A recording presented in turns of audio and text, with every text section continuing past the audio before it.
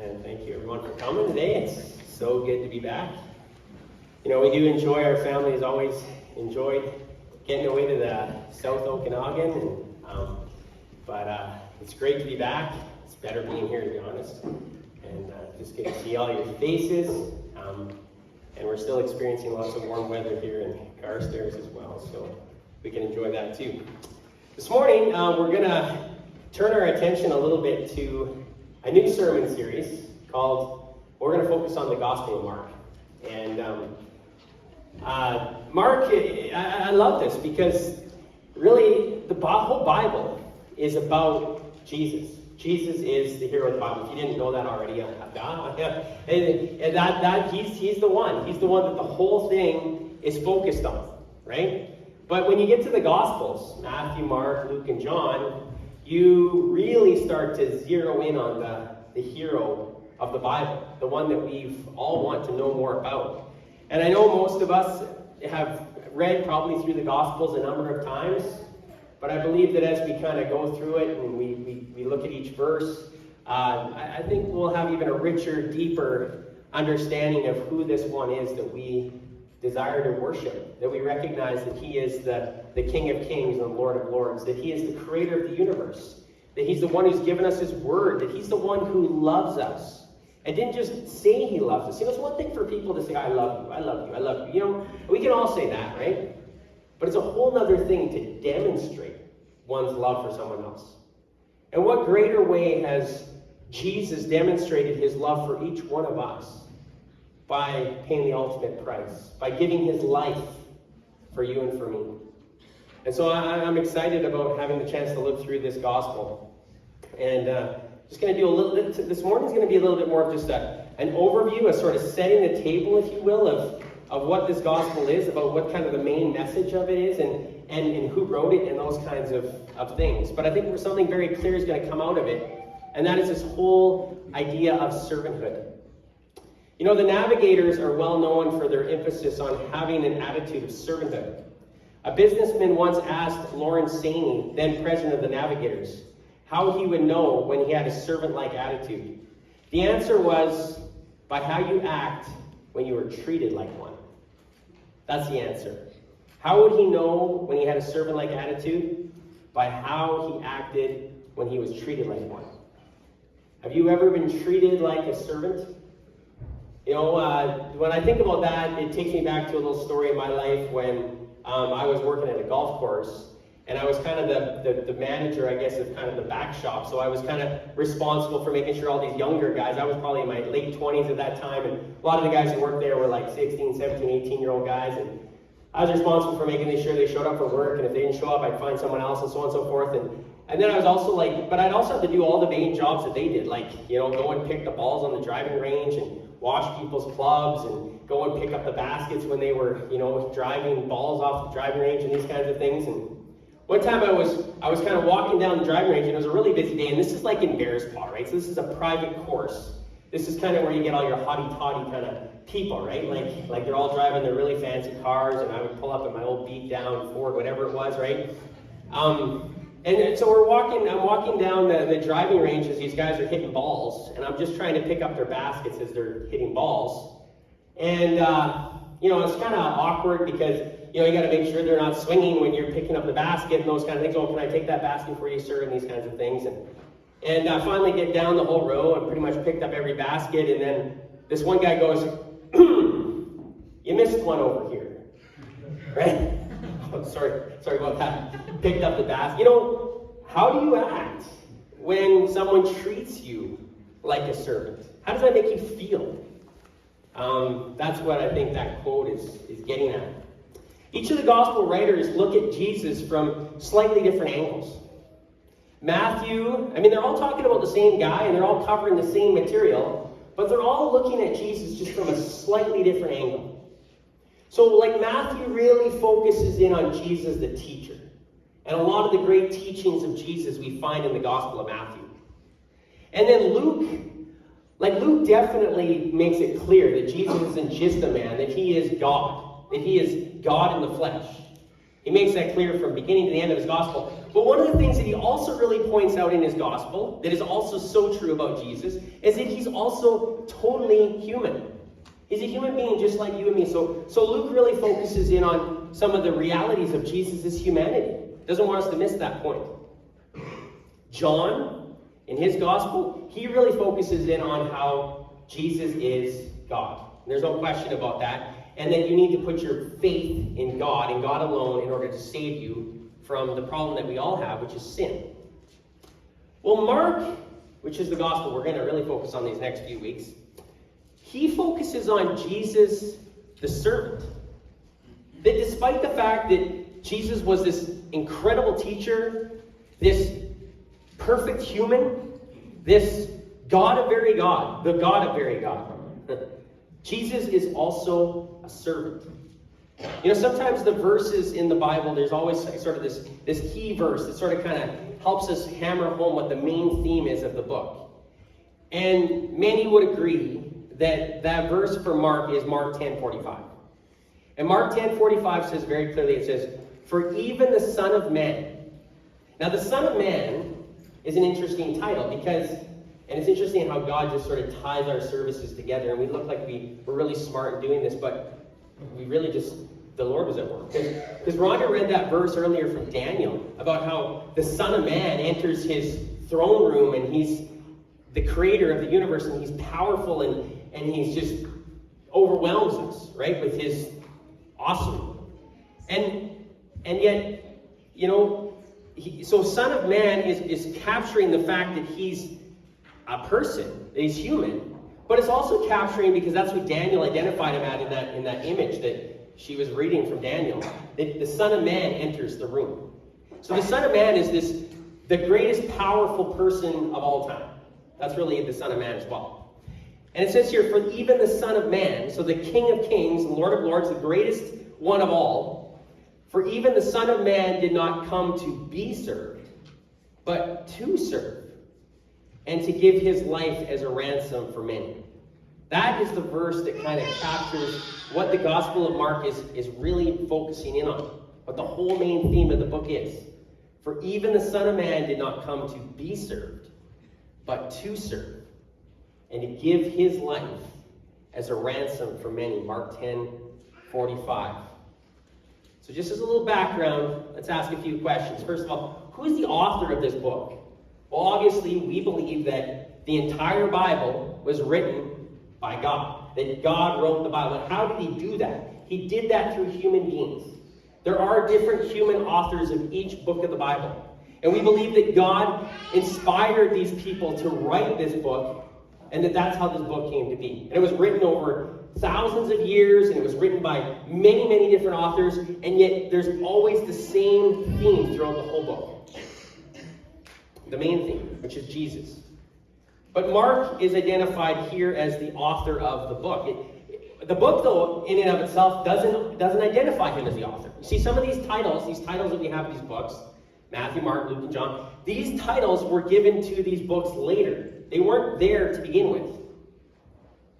So Mark had his name stamped onto this book, but the book itself never identifies it is a book that was written by this one named Mark. Who is this one that's called? His name is actually John Mark. Church tradition tells us that John Mark wrote the book of Mark. Well, perhaps he's most famous for being on the first missionary journey that Paul the Apostle and Barnabas took. Paul and Barnabas went on a missionary journey, and Mark, we're told in Acts, was on this journey with them. He was likely on that journey because he was Barnabas' cousin. So Barnabas kind of was related to Mark, and Mark, it's quite clear, was significantly younger than Paul and Barnabas, quite a young guy, probably some guy with lots of promise. However, in the middle of the journey, Mark, for whatever reason, deserted the team. He just left. We don't know why. We don't know if it was because the circumstances were getting so hard and the opposition was so great that he just couldn't take it anymore, and he decided to desert them and go home. We don't know if he had something more important that he needed to do in his own personal life back in Antioch. We don't know why he left, but for some reason he just turns around and without asking permission or seeking to what the rest of the team wanted, he just deserts them and leaves. Goes home. This was a mistake that he made. One of the things we see in this man named Mark's life is that despite the fact that we at times make mistakes, God can still work through us. And so we can read this story in Acts chapter 15. But after the team now gets back to Antioch, they left Antioch and they went spread the gospel all around. And then they returned back to this city in Antioch. And now Barnabas and Paul are beginning to discuss, let's go back. Let's go on a second missionary journey. Let's go and follow up with all those new Christians. Because on the first missionary journey, they saw lots and lots of people choose to put their faith in Jesus and become a believer. And they saw new churches being birthed, and there were incredible things that happened on the first missionary journey. But now Paul's like, we need to go back and we need to follow up and find out how things have been going. Well, Barnabas, he says, that's a great idea, Paul. But we should invite Mark to come along with us again. And this is where a conflict takes place. And we're told that Barnabas and Paul had such a sharp disagreement over whether to take Mark or not to take Mark that they parted ways. Let's just actually read that in Acts chapter 15. It's just a short passage, but verse 36 to 41. We'll have it up on our PowerPoint there. Acts 15, verses 36 to 41. There we read, sometime later, Paul said to Barnabas, let us go back and visit the believers in all the towns where we preach the word of the Lord and see how they are doing. Barnabas wanted to take John, also called Mark, with them, but Paul did not think it wise to take him because he had deserted them in Pamphylia and had not continued with them in the work. They had such a sharp disagreement that they parted company. Barnabas took Mark and sailed for Cyprus, but Paul chose Silas and left, commended by the believers to the grace of the Lord. He went through Syria and Cilicia, strengthening the churches. You read about that, and I think our minds naturally want to evaluate the situation. We want to kind of say, okay, who messed up here? Because we had a really good thing going on here, and all of a sudden, Barnabas goes one way, and Paul goes another, and somebody's to blame. And so a lot of times in those kinds of situations, someone is to blame. Maybe both are to blame. But there are also times, I think, where no one's really to blame. And I think this is one of those times. Now, they did have a sharp disagreement. I think things got very heated. I think there were probably some feelings that were expressed that they probably both had regret for. Remember that even though these guys are some of the heroes of the Bible, they still were human beings who made mistakes just like you and me. And so they had this sharp disagreement. They part ways. But we go, what happened? Why did it have to be like that? Who's at fault? Is anyone at fault? And I said, I don't think anyone is. And the reason I say that is because I believe what happened there was a conflict of calling. They both had a different calling on their life. Barnabas, see, his name isn't really Barnabas. His name is Joseph. So why do we know him as Barnabas? Well, Barnabas was his nickname. And Barnabas actually means son of encouragement. Can you imagine getting a nickname like that? Isn't that like the best nickname anyone can possibly have ever received? We're going to give you a nickname, and your nickname is going to be the son of encouragement, because wherever you go, you just encourage people. You were just constantly encouraging people. And it wasn't just with simple words like, wow, you did a great job today. Those can be encouraging. But Barnabas was this guy who really liked to come alongside people and walk with them through their triumphs and through their failings. He did that, in fact, for Paul. Had it not been for Barnabas, Paul maybe never would have been Paul. God strategically used Barnabas, this son of encouragement, to walk with Paul when no one else wanted to touch Paul with a 10-foot pole. But there was Barnabas, and that was his calling. Now Paul had a different calling. His calling was to be the apostle to the Gentiles, to take the good news of the gospel to all places. to go as far, to take, like I think Star Trek actually took it from the Bible where he said to boldly go where no man has gone before. That was Paul's calling, to take the gospel to where no man has gone before. And so he was taking the gospel to all the unknown reaches of the world. And so they had a different vision. And when those visions, when those callings collided, they parted ways. They had to part ways. Maybe they could have done it in a more gentle fashion, but it was time for them to separate. Now after this, after they part ways, Barnabas completely disappears from the scriptures. You never hear from Barnabas again. You hear lots more about Paul, but you never hear anything more about Barnabas. You do have this though, and this is a little taste of the fact that Barnabas, I think, was successful in his calling. 2 Timothy chapter 4, verse 11 says, "Only Luke is with me. Get Mark and bring him with you, because he is helpful to me in my ministry." You see, Paul wrote that at a time when he was waiting his execution. He was in Rome. He was in a dark, dank dungeon. He was waiting to be executed for sharing his faith when he was told by the authorities not to share it anymore. And many of the ones who had been around him had left. And he was dealing with a lot of loneliness, and there wasn't a whole lot of people there to help him.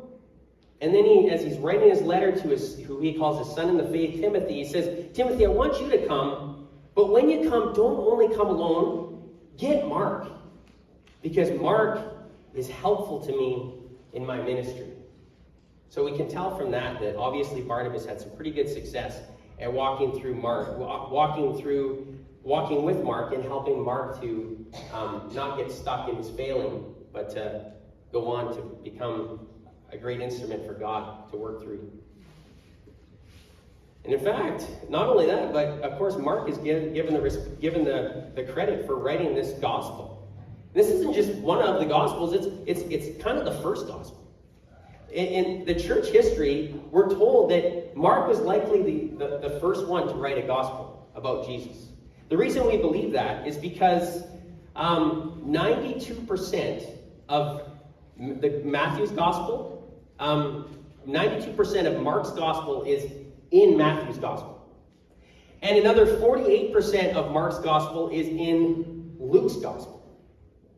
And combined, 95% of Mark's gospel is in both Matthew and Luke's gospel. So it's quite likely that when Matthew and when Luke were compiling their information and using the sources and interviewing different people and all that they would have done to present a gospel of Jesus and put all these stories together, they largely leaned on Mark's gospel as they wrote their own gospel. All of this, of course, inspired by God. And then we have this little tidbit of information about Mark. In 1 Peter chapter 5, verse 13, we read, this is Peter now signing off his first letter to the churches. And the Apostle Peter writes this, he says, "She who is in Babylon," referring to the church, "she who is in Babylon," Babylon being probably a symbol for Rome. So the church that is in Rome is what he means by that. "She who is in Babylon, chosen together with you, sends you her greetings. And so does my son Mark." So Peter was identifying John Mark as his son. Now, he wasn't his son by birth, but he was his son in the faith, which probably tells us that while Mark had this incredible relationship with both Barnabas and Paul, he also had this incredible relationship with the Apostle Peter. In fact, Peter identifies him as his son in the faith, maybe because Peter had been the one who had led Mark to trust in Jesus for the first time. Or at least it was because Peter had served as a fairly significant mentor in Mark's life. Church history, in AD 125, so it'd be about 100 years, no, not quite, 75 years after the Gospel of Mark was likely written, the church father Papias wrote this about the Gospel of Mark. He said, "Mark was the interpreter of Peter and wrote accurately, but not in order, whatever he remembered about the things which were said or done by the Lord. Mark neither heard the Lord nor followed him, But later, as I said, he relied upon Peter, who adapted his teachings to the needs of his hearers without setting forth an orderly account of the Lord's sayings. Therefore, Mark did not err in writing various things as he remembered them, for he made it his first priority not to admit or falsify anything which he heard. So what the church father Pius is saying there is that Mark spent lots of time with Peter, and of course, while he was spending all this time with Peter, what was Peter constantly talking about? Talking about all of the years that he spent with Jesus. Those 3 years. Talking about all the stories. Sharing all the things. And Mark remembered all those things. So a lot of this information back in those days was passed orally. So Mark listened very carefully. And then, I don't know if Peter literally sat down with Mark and Mark kind of wrote and edited the gospel as Peter dictated it, or if after Peter died, Mark was like, I've got to write all this down so that we can pass this on to the next generation. But that's how the Gospel of Mark came to be. So when we're reading the Gospel of Mark, we remember Mark as mostly the editor and the compiler of all the information and the writer, but it was the Apostle Peter. This was his rendition of Jesus' life and the experiences that he had and the stories that he remembered and so on. So that's what we need to remember when we're thinking about this Gospel. And one of the things that comes through, as I mentioned earlier, very clearly through the Gospel of Mark, is not so much about how Jesus was the teacher, or the human being, or God, even a very God, but that despite all the things that Jesus was a servant. So if Jesus is a servant, well, what does that mean for us? What does that mean for you and for me? If Jesus came to serve, we, his people, should what? Well, we should be known, I believe, for our humility. We should be known for our humility. In other words, we should never see something, whatever that might be, as beneath us. What I've discovered is that we all like to serve. We all like to serve, as long as it's in the thing that we enjoy doing, right? I mean, like, I enjoy teaching the Bible, so when I get an opportunity to teach the Bible, it's not a really hard thing for me to do. I mean, I enjoy doing it. I don't feel like it's beneath me. I don't struggle with all those kind of things when I'm teaching the Bible, because I love to be able to serve in this way. But a lot of times what's before me that needs to be done is the dishes, right? And I don't really love doing the dishes. In fact, I hate doing the dishes. And a lot of times the things that God puts before us to do as his servants are things that we don't really want to do. And when we're serving in an area that we don't like, Satan attacks. He attacks, he throws things at us. Like, have you ever been serving? I don't know, maybe you're doing the dishes. Maybe it's something else that you think, why am I doing this again? That very question comes to your mind, doesn't it? Why am I doing this again? Why do I have to do this? Where are my kids? Didn't I have kids to do this? Why am I doing this? Right? I don't know, maybe it's just me. It's just probably me. I'm the only one who ever thinks that when you're doing one of those kind of jobs. But no, that isn't just your own, whatever. That's the enemy throwing lies at you. Because the lie is that this is beneath you. You shouldn't be doing this. You got more important things to do. Well, the truth is that the King of Kings and the Lord of Lords stepped down from his throne, and he came not to be served, but to serve. And wow, should his followers, the ones who claim to follow him, ever be the people who... So when the enemy says, why are you doing this again? Well, why not? Hopefully what I'm doing is I'm trying to reflect Jesus, who was a servant. Right? Doesn't that just change the whole conversation?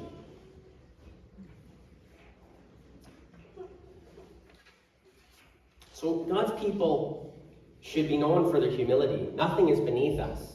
We should be eager to serve, even in the areas we don't want to. But if Jesus came to serve, we, his people, should be known. We should be known for this. We should be known for our service. Not for our education or for our wealth or for the fancy things that we own. We should be known first and foremost because of our service, our willingness to serve. In the first church I pastored in, Alex I met this former friend named, or not, I say forever, not former, forever friend, Steve Duffin. And Steve was this guy who, every time after the potlucks or whatever we would have there, he's always like just sleeves rolled right up, and he's just got his hands just right in the dish pit, and he's just washing all the dishes after the potluck. Like, you couldn't beat him into the kitchen to help, right? Like, he was just that kind of guy. He was the kind of guy who they would have tools, and he would have tools that he would strategically place in his car. You know why he put a bunch of tools in his car? Because he used to love to stop by when people broke down. This is before, like, cell phones were everywhere. And he would, like, help people out. And he's like, if I'm going to be helping all these people out, I got to have some tools, right? Like, this is the kind of guy that he is. And I've noticed it in every church I've pastored. There have been people like that. Because a church can't exist without people serving. We have to have people serving. That's what the church is really all about. And one of the reasons I believe the mega churches have struggled, and I think at this point now we're starting to realize that this great mega church is thousands and thousands of people coming to the same church. We're starting to realize that there's something wrong. There's a struggle that's taking place, and I'm not speaking against mega churches here. I think they can do a lot of good, but they really need to be careful about something. And that's something that they need to be careful about, is that they don't turn God's people from being servants into being customers. You see, in a mega church, usually you've got a great big budget, and you can, spend your funds all these different places. And so if we need somebody for that, let's hire somebody. Need somebody for this? Just hire them. Hire. I'll have like lots and lots of staff, and the staff will just do everything. Well, then what does that mean the people do? People just come, and the people become not servants, but customers. And that's not good, because Jesus didn't come to be a customer. He came to be a servant. For even the Son of Man did not come to be served, but to serve. And so that's a danger. I think in any church, really. Because even in smaller churches, what tends to happen is the same people do all the stuff. And there's a saying that goes like, usually in an average church, like 20% of the people do 80% of the work. Right? And that's not good either, because every one of us, as I've talked about in previous sermons, we have a spiritual gift that God wants us to use. And those are the cool things, like teaching the Bible for me. But it's also about, chairs need to be put out, dishes need to be done, bathrooms need to be cleaned, grass needs to be mowed. All those things that any of us can do, those are things that all of us have to be willing to do. And if God sets it before us to do them, we need to be eager to roll up our sleeves and do it. Because then is when we're reflecting the one who we claim to follow. Because he came not to be served, but to serve. So right now, what I want to do is I just want to put before you an opportunity for you to serve. Sometimes we can talk about service, but okay, where can I serve? Well, right now, our church is in a unique place. We are in a place where we've got lots of new people coming. This is so encouraging. And we can't possibly help everybody feel connected here, because there's just too many of you.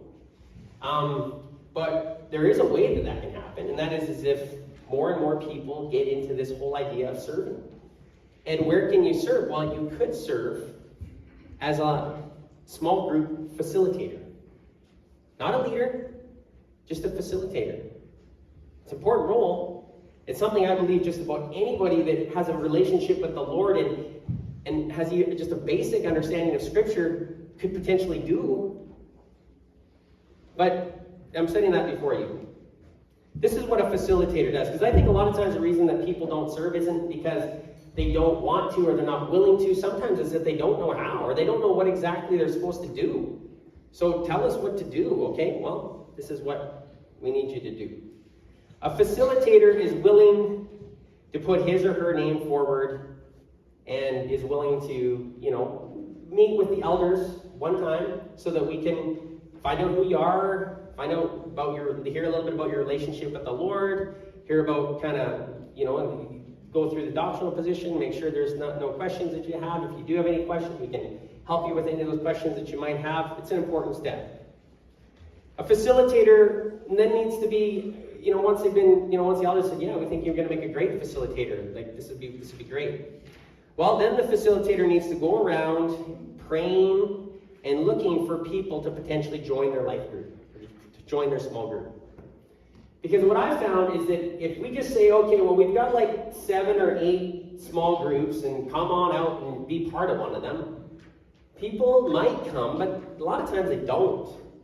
But if you have a facilitator that will be willing to put themselves out there a little bit and invite people that they see or that God brings along their path, hey, come and be part of our group, then there's a lot greater chance that they're going to actually come.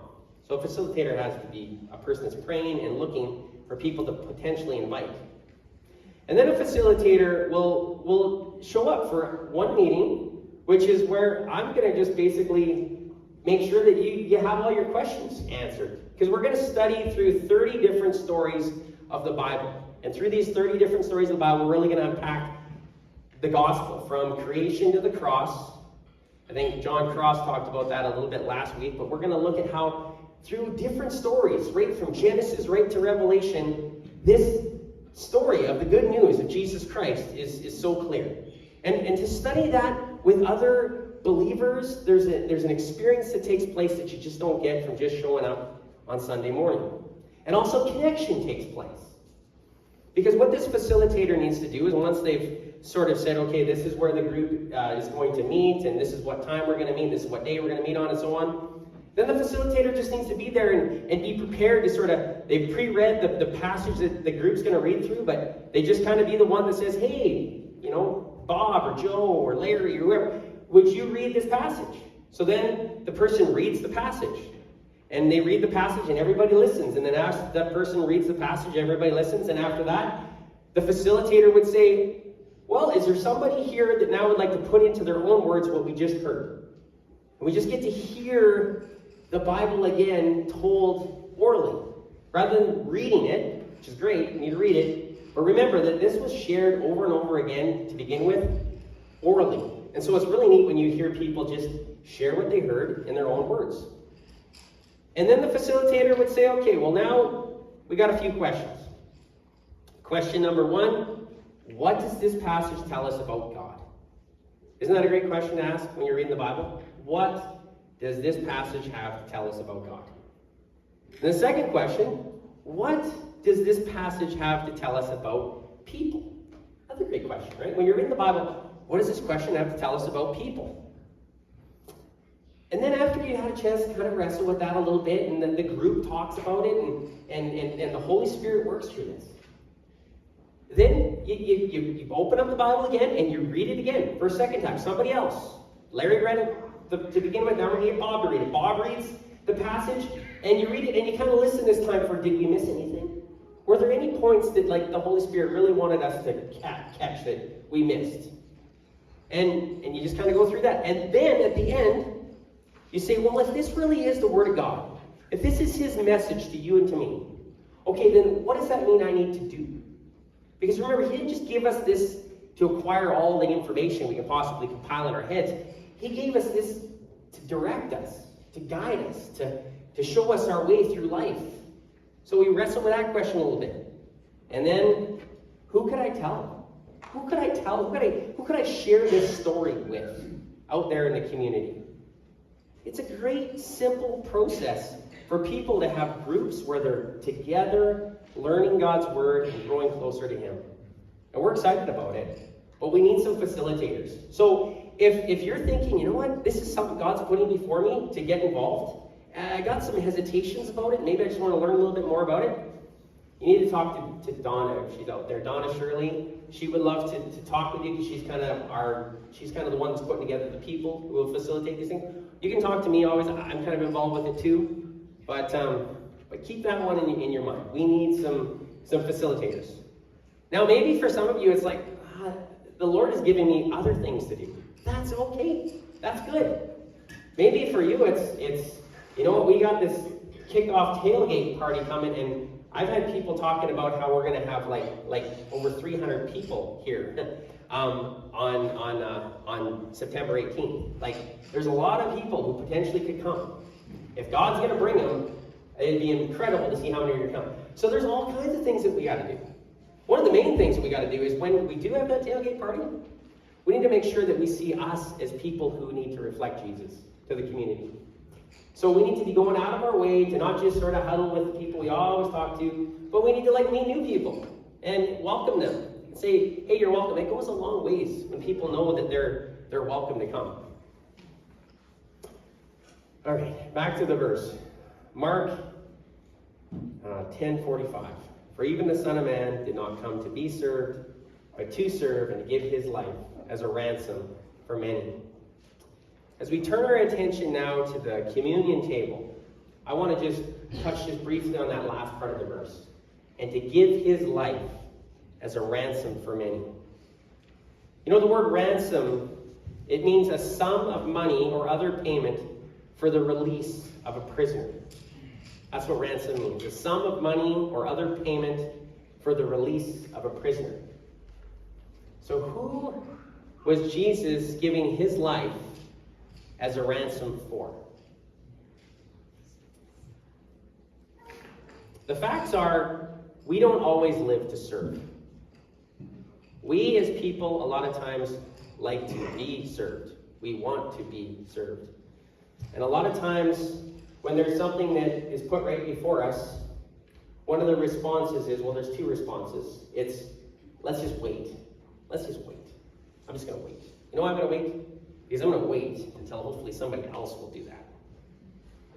Or we'll be like, I'll do it. I'll do it. But then you're like, I'm always the one who does it. I'm always the one who has to be the initiator and do this and get this going, right? And either way, whether you're the guy who's like, I'm going to wait until somebody else does it, or you're the guy that's like, I'm going to be initiating it, but I always initiate it and it's always got to be me. Both of those are realities of something inside of us, which is called sin nature. The sin nature is very selfish, and the sin nature is something that dwells within every single one of us. And a lot of times when we hear the word sin, we think of like murdering somebody or like raping somebody or something horrible, horrific. But sin a lot of times is just, I'm going to wait. Or, oh, I've got to be the one who always does it. I'm always the initiator. That's sin. And sin imprisons us. Like, we might want to do different. We might want to be different, but we can't because we're imprisoned. We're enslaved to this sin. No matter how hard we try, even when we're looking really good on the outside, inside, not so good.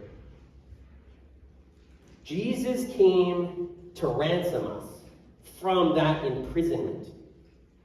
He came, he paid the sum of money or other payment. The other payment was his life. He paid his life to ransom you and me from the imprisonment to sin. And what we do when we take part in what we call communion is we eat a piece of bread. And the bread represents Jesus' body that was broken. And then we drink a little bit of juice, which represents the blood that was shed. And we remember that Jesus came as a ransom for many, that he gave his life as a ransom for many. And Jesus didn't want us ever to forget that, because it's so important that we always remember that, because that's why we're saved.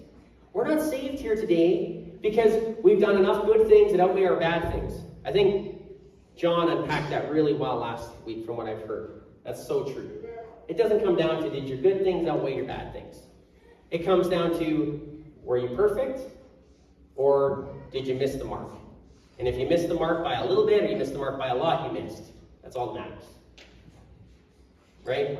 And so the only way that all of us who, if we're honest, can come to the place where we're not on the we missed the mark side, and we come onto the place where we're in the perfect side, is if we can somehow receive Jesus, the only one who was perfect, to stand in our place for us at the judgment. And that's what he offers to us. That's how he ransomed us. And so we need to remember that. And that's what Jesus instructed his followers to do, was to regularly take part in this important meal, to remember that Jesus is the one. He's the way, the truth, and the life. He's our only way that we can stand before the judge perfect, because we stand in his place. And so I'm just going to invite Daryl and Roger, I think I selected you guys, a couple of our elders, to come and just to pray. Pray for this time. I also want to encourage, if there's anybody out there today who doesn't know the Lord, they're still just kind of processing this, they're sort of at that place where I'm still asking some questions, I haven't really put my trust in Jesus yet. This isn't the meal that you should take part in yet. It's a meal you should take part in once you know I've